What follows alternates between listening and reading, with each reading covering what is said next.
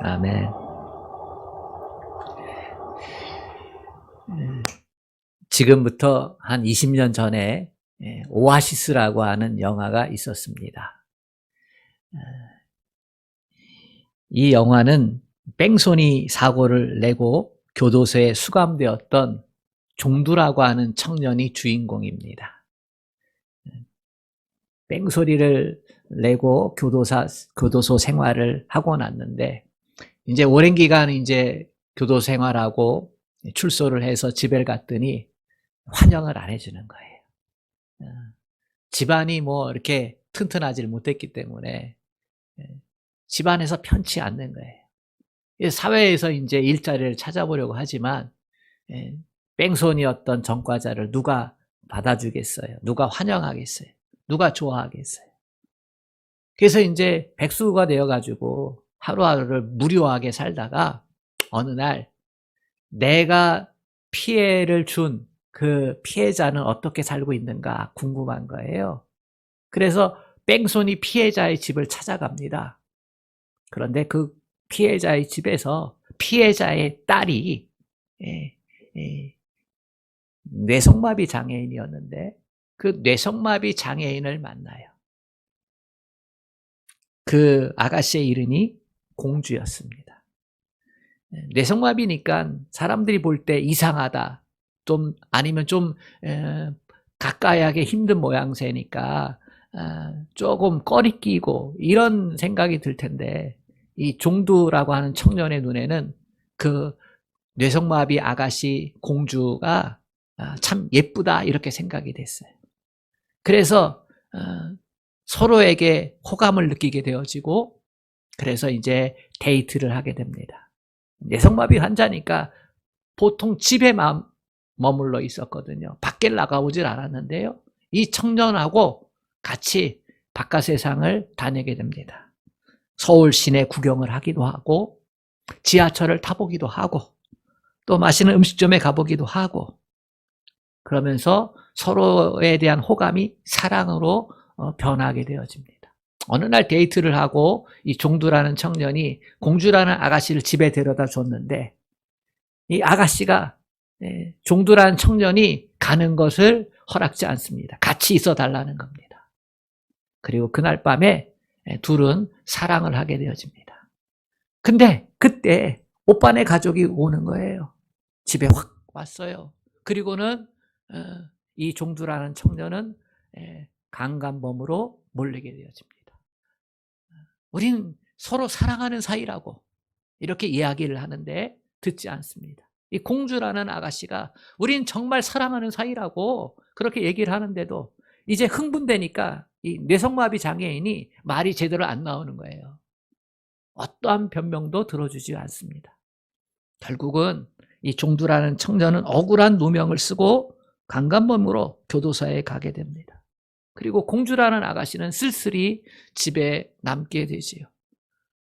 사랑하는 사람이 억울하게 감옥소에 가 있으니까 얼마나 삶이 쓸쓸하고 처량하겠어요. 삶의 의미가 없는 거예요. 그러다가 어느 날 교도소에서 종두라는 청년이 편지를 공주라는 아가씨한테 썼습니다. 그 편지를 받았어요. 그 편지의 내용이 이렇습니다. 나는 아직도 당신을 사랑하고 있어. 내가 교도소를 나가게 되어지면 우리만의 보금자리를 마련하고 싶소. 그런 내용이었습니다. 이 편지를 받고 이 공주라는 아가씨는 기쁨과 소망을 갖게 되어집니다. 그래서 벌떡 일어나가지고 빗자루를 들고 집안을 청소하기 시작합니다. 그 장면으로 영화는 끝나는 거예요. 아무리 삶이 힘들고 어렵다 할지라도 기다림이 있는 사람은 행복한 사람이 됩니다. 아름다운 삶을 살아가려고 애쓰고 힘씁니다. 왜냐하면 그 기다림이 그 삶의 좋은 에너지가 되기 때문입니다. 오늘 대림절 첫 주입니다. 장식도 하고 초도 켜고 그렇지요? 대림절을 나타내는 거지요. 대림절은 말 그대로 기다리는 시간이에요. 기다림의 절기입니다. 누구를 기다립니까? 우리 주님 예수님을 기다리는 겁니다. 다시 오실 예수님을 기다리는 거예요. 이 대림절이라는 말은 라틴어로 어드벤투스라고 합니다. 어드벤투스. 이 말의 뜻은 오신다 이런 뜻입니다. 오심이라는 의미를 담고 있습니다. 교회는 전통적으로 이 어드벤투스, 오심이라는 단어를 세 가지로 이해했어요. 첫 번째는 초림입니다. 예수님께서 이 땅에 메시아가 성육신한다는 거지요. 성육신한다. 이게 초림, 주님의 초림. 이것이 오심의 첫 번째 의미고, 두 번째 의미는 임마누엘입니다. 예수님께서 이 땅에 임마누엘 하셨잖아요. 그 임마누엘이 우리의 삶에 현재적으로 계속될 수 있도록 성령을 보내셨잖아요. 임마누엘 하셨던 주님이 내 이후에 내가 성령을 보내겠다. 그래서 성령이 현재 우리의 삶에 함께하고 있다. 성령의 오심. 이것이 오심의 두 번째 의미입니다. 그리고 세 번째 의미는 재림입니다. 다시 온다라고 하는 이 약속의 말씀을 주님이 하셨잖아요.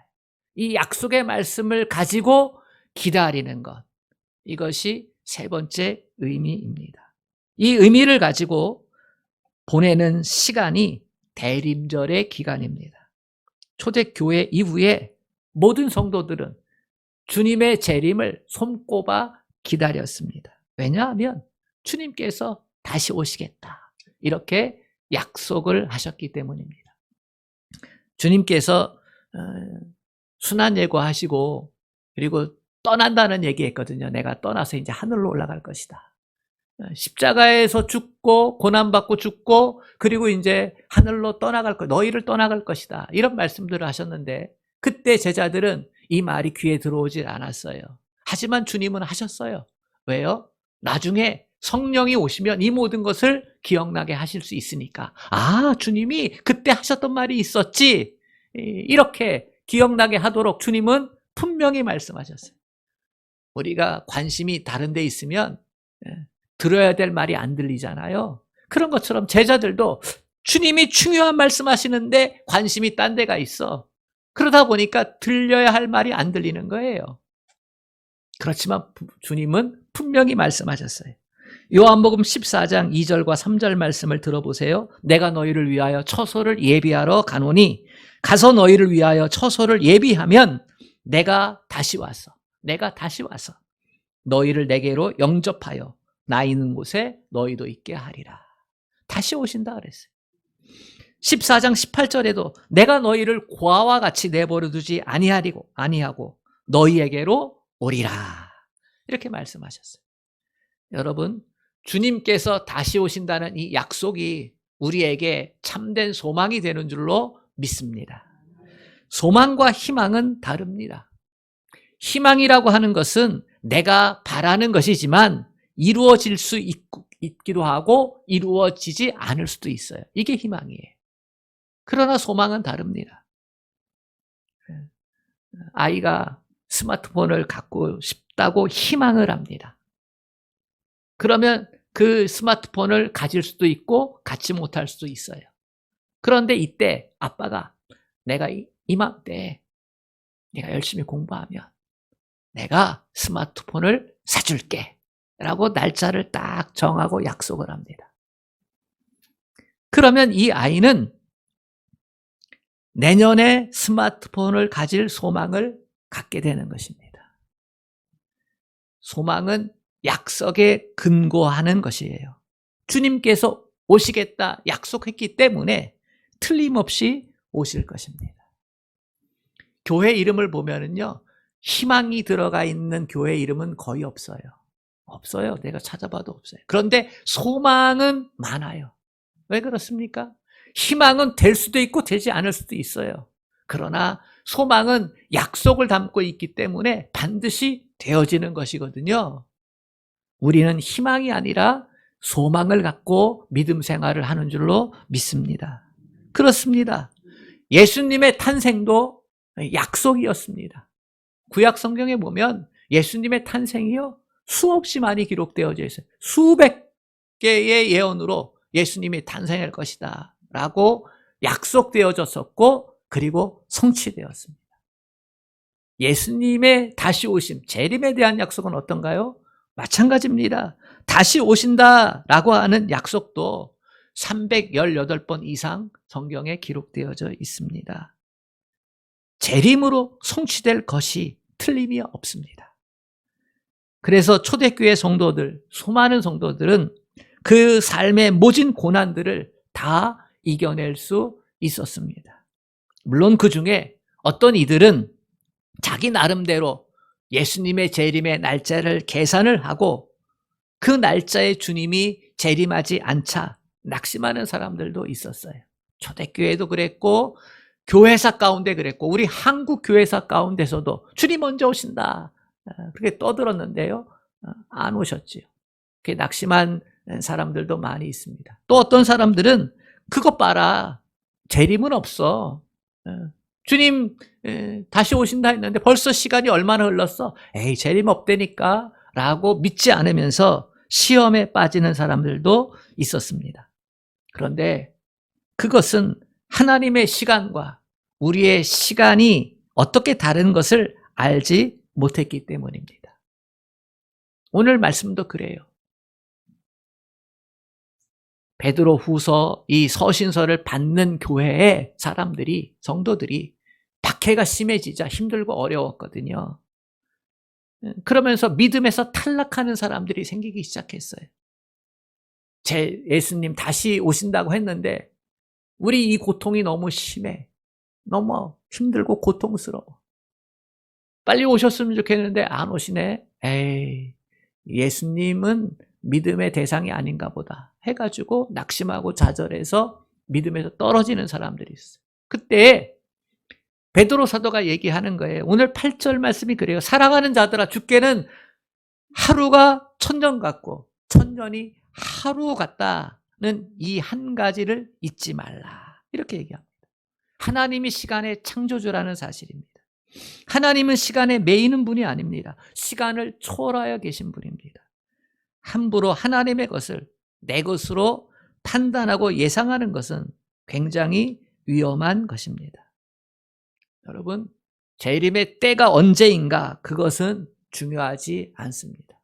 진짜 중요한 것은 예수님이 재림하신다는 사실 그 자체입니다. 재림하신다는 것만 틀림없이 믿고 있으면 언제 재림하는가 하는 것은 부차적인 문제입니다. 본질이 아니에요. 우리는 재림하신다는 약속 그 사실을 믿고 기다리기만 하면 됩니다. 이제 우리가 주님의 재림을 기다린다고 할 때에 기다린다는 것은요, 만남을 전제로 합니다. 주님과의 만남이 있기 때문에 기다리는 거예요. 어떤 만남입니까? 성도가 예수님을 기다리며 주님과의 만남을 기다리는 이 만남. 어떤 만남일까요? 반드시 두 가지가 포함되어 있는 만남이 되어야 합니다. 우리가 데이트를 하게 되면요, 어떻게 합니까? 가장 기본적인 준비가 있습니다. 그게 뭐예요? 몸을 단정히 하는 거예요. 씻는 거예요. 씻고 또 깨끗한 옷을 입고 그렇게 데이트를 나가는 거예요. 이게 가장 기본적인 준비잖아요. 만남을 위한 가장 기본적인 준비.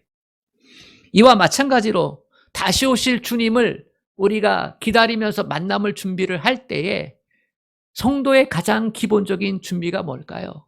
그것은 내가 정결한가? 내가 정결한가? 내가 깨끗한가? 이것을 점검해 보아야 합니다. 이걸 살펴봐야 돼요. 주님이 첫 초림 때 오셨을 때에는 우리의 구원을 위해서 오셨어요. 우리에게 구원을 주시기 위해서. 그러면 주님이 이 땅에 재림하실 때에는 무엇을 위해 오실까요? 심판주로 오시는 것입니다. 믿는 자와 믿지 않는 자를 나누기 위해서 오시는 거예요. 그렇기 때문에 주님이 재림하실 때에 죄 있는 자는 주님 앞에 올바르게 서 있을 수가 없게 됩니다. 죄 안 지은 사람이 있습니까? 없잖아요. 죄 안 짓고 사는 사람이 있습니까? 없잖아요. 이 세상에는요, 아무도 없어요. 그렇다면 주님 앞에 설 수 있는 비결이 무엇이 있습니까?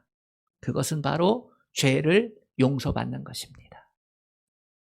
죄를 용서받기 위해서는 무엇을 해야 됩니까? 회개를 해야 합니다. 우리 주님께서 아직 안 오시는 이유, 재림을 늦추시는 이유가 있습니다. 그것은 우리에게 회개의 기회를 주시기 위해서입니다. 오늘 9절 말씀을 같이 읽어보겠습니다. 시작. 주의 약속은 어떤 이들이 더디다고 생각하는 것 같이 더딘 것이 아니라 오직 주께서는 너희를 대하여 오래 참으사 아무도 멸망하지 아니하고 다 회개하기에 이르기를 원하시느니라. 여러분, 주님의 재림이 더디다고 생각하십니까? 잘못 생각하신 것입니다. 더딘 것이 아닙니다. 주님이 아직 안 오시는 것은 우리가 주님을 맞을 준비가 덜 되었기 때문입니다. 이 땅에 회개하고 예수님을 구주로 영접할 사람이 아직도 많이 있기 때문입니다. 우리가 보아도 많잖아요. 그런데 하나님이 보시기에는 얼마나 더 많이 있겠습니까? 재림과 관계된 비유가 마태복음 25장에 나옵니다. 열처녀 비유지요. 이스라엘은 하루의 시작이 저녁이잖아요. 저녁 시간이거든요. 그런 개념을 가지고 있습니다. 그래서 결혼식을 저녁 때 합니다. 저녁 때 하니까 필요한 게 뭐예요? 등이고 등을 밝힐 수 있는 기름입니다. 그러면 신부집에서 보통 결혼잔치가 열리게 되어지는데 저녁 때 등을 준비하고 기름을 많이 준비해 놔야 합니다. 기름을 많이 준비해 놔야 돼요. 그래서 온 밤을 밝히면서 결혼식을 하게 되어 몇 달 며칠을 하게 되잖아요. 말씀에 보면은 신랑이 더디 왔다 이렇게 기록하고 있습니다. 신부들 합동 결혼식이에요. 처녀 10명이 신랑을 준비를 하는데요. 합동 결혼식. 근데 자기들이 생각하기에 신랑이 더디 오는 거예요. 그래서 어떻게 합니까? 졸기도 하고 잠을 자기도 합니다. 근데 신랑이 왔어요. 그때 5 처녀는 기름을 미리 준비해 놨기 때문에 신랑과 함께 입장을 하고 5 처녀는 기름을 준비하지 못해서 신랑이 왔을 때에 입장을 하지 못하고 그래서 5 처녀는 슬기로운 처녀가 되고 5 처녀는 어리석은 처녀가 됩니다. 여러분, 신랑이 더디 온 것입니까? 아닙니다. 신랑이 오기를 기다리는 시간은 잔치의 준비가 잘 되었느냐를 점검할 수 있는 시간입니다. 가장 중요한 게 기름이잖아요. 이게 충분한지 충분하지 않은지. 그런데 이 슬기로운 5 처녀는 신랑이 자기들 생각에 늦게 온다 생각하면서 그러면 뭘 준비해야 되지? 기름. 해가지고 기름을 준비한 거예요. 그런데 어리석은 5 처녀는 자기들 생각에 더디 온다 이렇게 생각만 해가지고 신랑 오면 그때 가서 뭔가 준비하면 되겠지. 언제 올지 모르잖아. 이런 생각 가운데서 준비하지 않은 거죠. 그래서 정작 신랑이 왔을 때에 잔치에 참여하지 못하게 됩니다. 여러분, 죄를 회개하셨습니까? 여러분의 모든 죄를 다 용서받았습니까? 이 문제가 해결되지 않으면 아직 주님을 맞을 준비가 되지 않은 겁니다. 네, 저는 교회에 다니고 있습니다. 네, 저는 교회에서 봉사도 합니다. 네, 저는 헌금 생활도 착실히 잘 합니다. 여러분, 그렇다고 해서 죄를 용서받은 것은 아닙니다. 이 모습이 죄를 용서받은 모습으로 그렇게 딱 규정할 수 없습니다. 주님께서 최후의 만찬 하실 때에 제자들 발을 씻겨줬잖아요. 제가 지난주에 구원의 확신 마지막 시간 얘기하면서 구원받은 자의 특권 첫 번째가 뭐라 그랬어요? 자백의 특권이라고 했잖아요. 그 얘기를 하면서 제가 주님이 제자들의 발을 씻긴 얘기를 했습니다. 기억나시죠? 네, 기억나셔야 합니다. 보통 세족식은 주님께서 친히 제자들의 발을 씻겨서 높은 사람 위치에 있는 사람이 낮은 자를 섬기라 이렇게 받아들이기도 하지만, 그러나 여기에는 더 귀하고 귀한 영적인 의미가 담겨져 있습니다. 그건 뭐냐면요, 죄의 문제와 관련되어 있는 겁니다. 주님이 씻으려고 하자 베드로가 거절하잖아요. 그러자 주님이 말씀합니다. 내가 너를 씻기지 않으면 너와 나는 관계없다 이렇게 얘기하니까 베드로가 그러면 제 온몸도 씻겨주십시오. 목욕시켜 주십시오. 그렇게 얘기하잖아요. 그때 주님이 뭐라고 말씀하셨어요? 이미 목욕한 자는 발밖에 씻을 필요가 없다.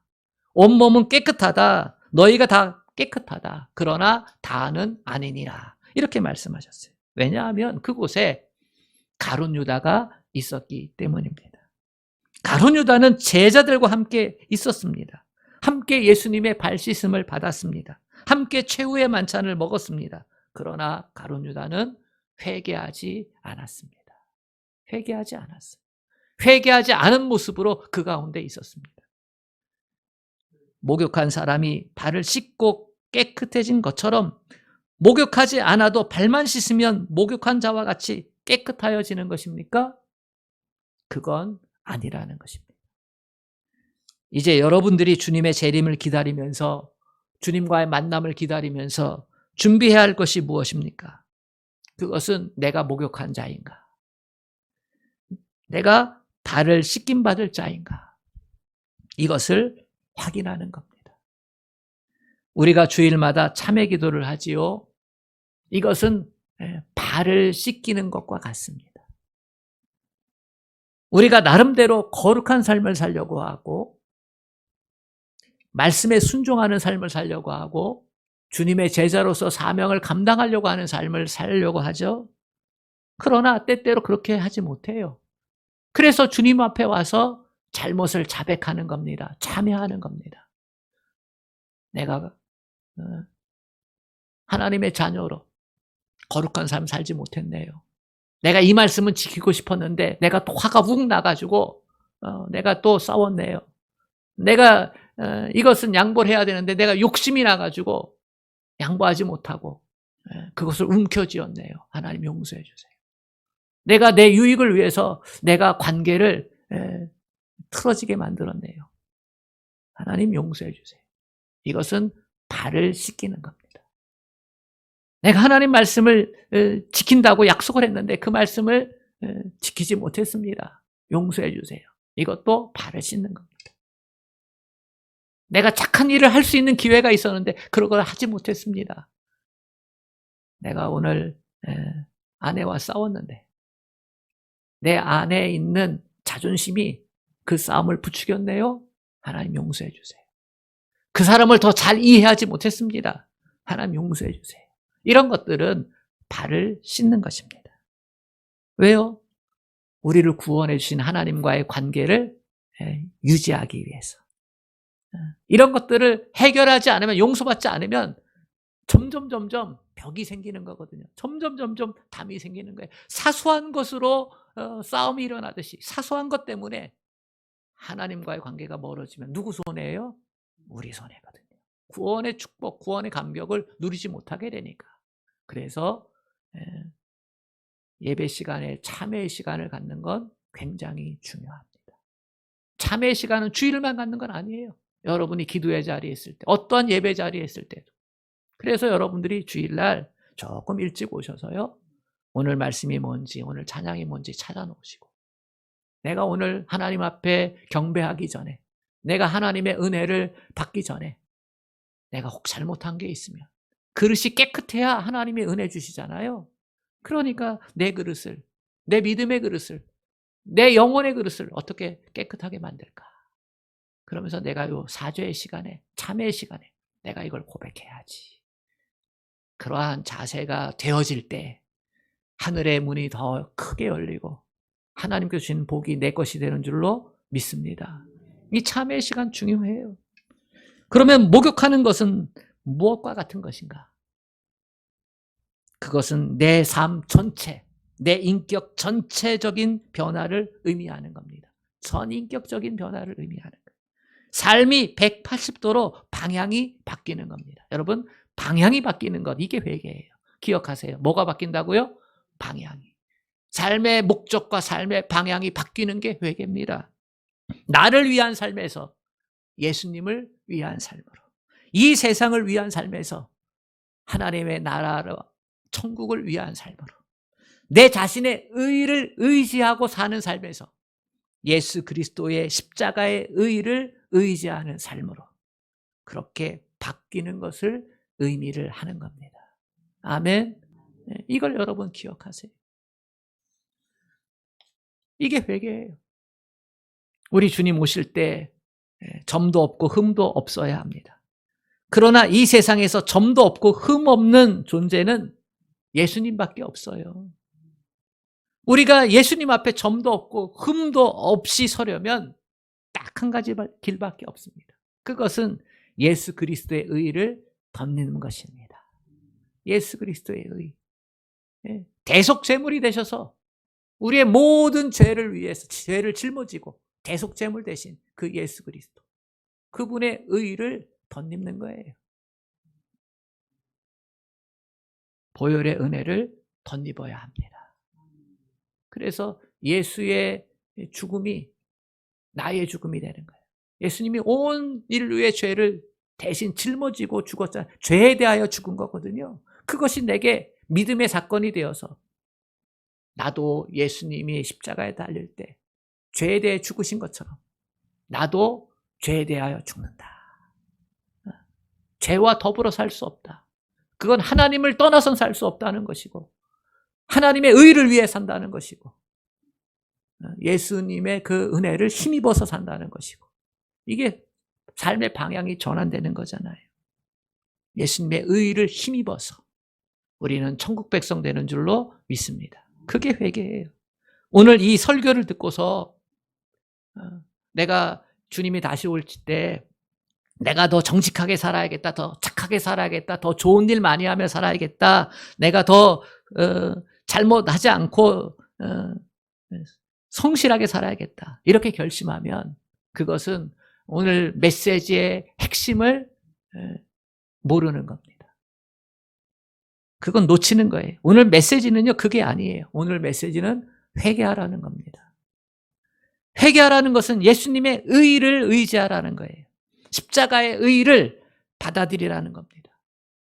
예수님의 십자가의 피로만 우리가 정결할 수 있고 우리가 정결해야만 신랑 되신 예수님을 만날 수 있다는 것입니다. 그래서 우리는 이 정결한 만남을 준비해야 합니다. 아멘. 아멘. 두 번째로 우리가 주님 만나면서 준비해야 될 것, 무엇을 준비해야 될까요? 그것은 선물을 준비하는 겁니다. 사랑하는 사람을 만나러 갈 때에 선물을 준비하지요. 물론 준비를 안 할 수도 있겠죠. 그러나 정말 사랑하면 그냥 갈 수가 없어요. 뭔가를 준비를 해야 돼요. 그냥 갈 수 없는 마음이 무슨 마음입니까? 사모하는 마음입니다. 우리 12절 말씀 같이 읽어보겠습니다. 시작. 하나님의 날이 임하기를 바라보고 간절히 사모하라. 그날에 하늘이 불에 타서 풀어지고 물질이 뜨거운 불에 녹아지려니와. 간절히 사모하라 그랬어요. 하나님의 날이 임하기를 바라보고 간절히 사모하라. 사모하라는 말은요, 재촉한다는 의미가 있어요. 좀 더 쉬운 말로 표현하면요, 가만히 있을 수 없는 마음이에요. 여러분, 정말 사모하면 어떻게 됩니까? 사랑하는 사람이 저 앞에서 나를 향해서 걸어오고 있다, 이렇게 생각하면 사모하는 사람은요, 가만히 서서 기다리지 않습니다. 어떻게 해요? 나도 가는 거예요. 그 사람이 뛰어오면요, 나도 뛰어가는 거예요. 그게 사모하는 마음이에요. 선물이 무엇입니까? 그것은 사랑하는 마음을 전하는 물건인 것이죠. 마음이 문제인 겁니다. 우리의 마음이 어디에 가 있느냐? 마음이 예수님께 가 있어야 합니다. 그래야 선물을 준비할 수 있는 거지. 혹가다 제가 성도님들에게 선물을 받습니다. 목사님, 제가 어디 여행을 갔거든요. 그래서 목사님 생각이 나서 선물을 준비했습니다. 이러고 가져오는 거예요. 그러면 제가 선물을 받을 때 좋습니다. 비싸서 좋은 게 아니에요. 여행을 가게 되어지면 하고 싶은 일들이 얼마나 많이 있어요. 그지요? 가고 싶은 것도 있고 보고 싶은 것도 있고 먹고 싶은 것도 있고 그거 다 하다 보면은 저를 생각해서 선물을 살 시간이 없잖아요. 근데 그런 거 하면서 누굴 생각했다는 거예요? 저를 생각했다는 거예요. 그게 고마운 거예요. 혹가다 선물 받으면 저한테 별로 필요하지 않는 선물도 있어요. 그런데 그때요, 그럼에도 불구하고 제가 감사하고 감동하는 건 그 시간에 저를 생각했다는 거. 그 마음이 너무나 고맙고 기쁜 거죠. 그래서 그 선물을 함부로 할 수가 없는 거예요. 때로는 제게 안 맞아도 들고 다니고요. 때로는 제게 안 맞아도요, 사용합니다. 왜요? 그 마음이 귀하기 때문에. 저만 그런 겁니까? 주님도 그러실 거예요. 주님도 우리가 주님을 사모해서 주님을 생각해서 준비한 선물을요, 기쁘게 받아주실 겁니다. 10여 년 전에 유행했던 얄미운 여자 시리즈가 있습니다. 유머거든요. 10대 얼굴도 예쁘고 공부도 잘하는 여자. 얄밉답니다. 20대 똑같이 성형수술을 했는데 표시 안 나는 여자. 30대 실컷 놀고 시집만 잘 가는 여자. 40대 신경 안 써도 자녀들이 공부 잘해 대학에 척척 붙는 여자. 50대 아무리 먹어도 배 안 나오는 여자. 60대 남편이 돈 많이 벌어놓고 죽은 여자. 그렇답니다. 유머지만 이 세상 사람들이 관심이 어디에 있는지 잘 드러나 있습니다. 세상 사람들이 갖는 관심은 돈과 명예와 지식과 권세와 쾌락 이런 것들입니다. 그런데요, 이런 것들이 다 사라지게 된다는 겁니다. 언제요? 주님 오실 때. 주님이 재림하실 때, 심판주로 재림하실 때 이 모든 것들이 어떻게 된다는 거예요? 다 사라지게 된다는 거예요. 오늘 12절 말씀 중반 이후를 보면은 사모하라 그 다음에 그날이 하늘이 불에 다시 풀어지고 물질이 뜨거운 불에 녹아지려니와 이렇게 얘기합니다. 이 말씀은요, 이 땅에 있던 것들이 다 사라진다는 거예요. 불에 타버린다는 거예요. 우리의 관심사가 이런 것들에 있었다면 이 세상이 불탈 때 다 사라지게 된다는 거예요. 보이는 것들, 이것들은 영원하지 못하지요. 참으로 하나님이 중히 여기시는 것들은 무엇이냐? 그것은 생명입니다. 하나님께서 정말로 우리에게 받고 싶은 게 뭐냐? 그건 생명입니다. 생명이 온 천하보다 귀한 것입니다. 우리가 무엇을 주님께 선물로 드리겠습니까? 한 생명의 영혼을 주님께 드릴 때 그것이 우리 주님이 가장 기뻐하시는 선물인 줄로 믿으시기를 바랍니다. 하나님은 영혼을 구원하는데 사람을 통해서 구원하십니다. 어떤 사람을 통해서 구원하시느냐? 다리와 같은 사람을 통해서 구원하신다. 다리는 건너가잖아요. 우리가 낯선 사람한테 어떤 말을 듣게 되면 그대로 받아들입니까? 그대로 받지 못합니다. 탁 드는 생각이 혹시 사기꾼 아닌가? 좋은 건데 왜 나한테 얘기해? 좋은 건데 왜 날 주려고 해? 그러면서 사기꾼 아닌가 의심부터 하게 됩니다.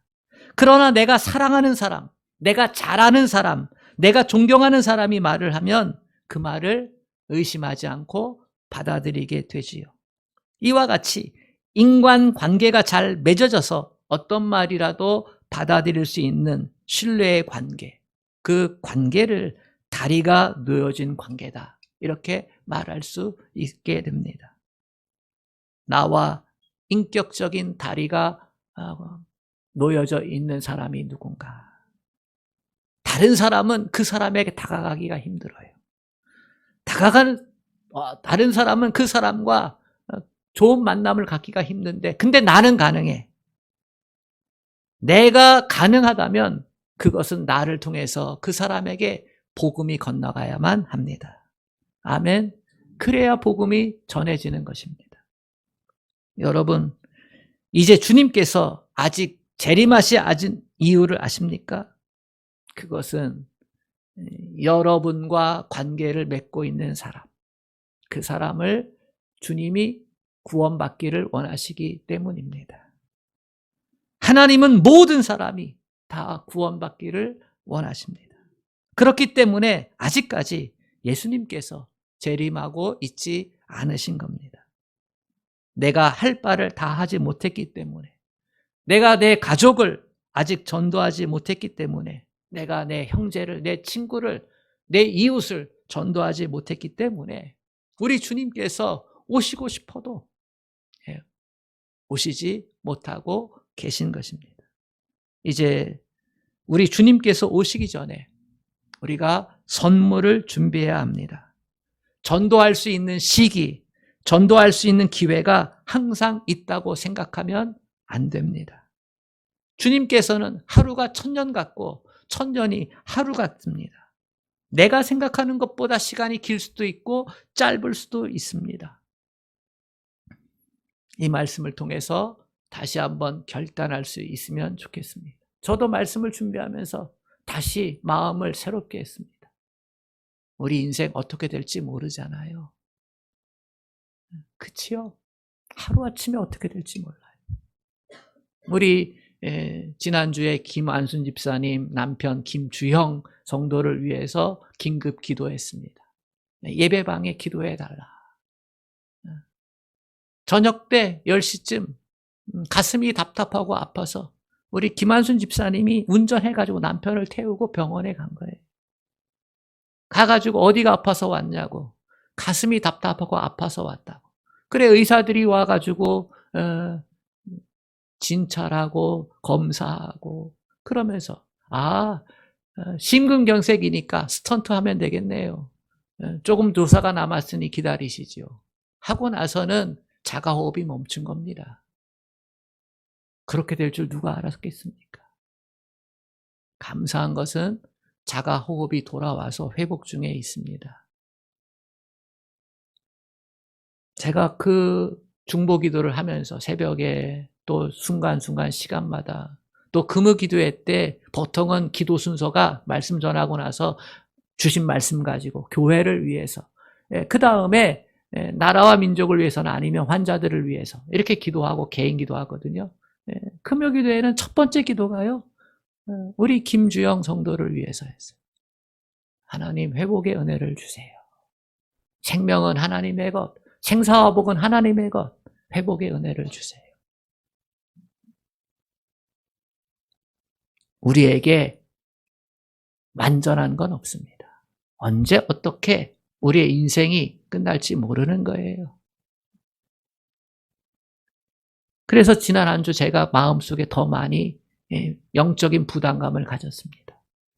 저 자신도 내가 관계를 맺고 있는 사람, 나와 인격적인 교제가 가능한 사람, 그럼에도 불구하고 여러 담들이 있지만 그럼에도 불구하고 관계가 있는 사람, 그 사람에게 올해가 가기 전에 예수님을 전하고 믿음을 권하고 그럴 수 있기를 결심했어요. 물론 그 중에는 관계가 있어도 나한테 예수 믿으라는 소리만 하지 마, 그러면 넌 100점이야, 이런 사람이 있어요.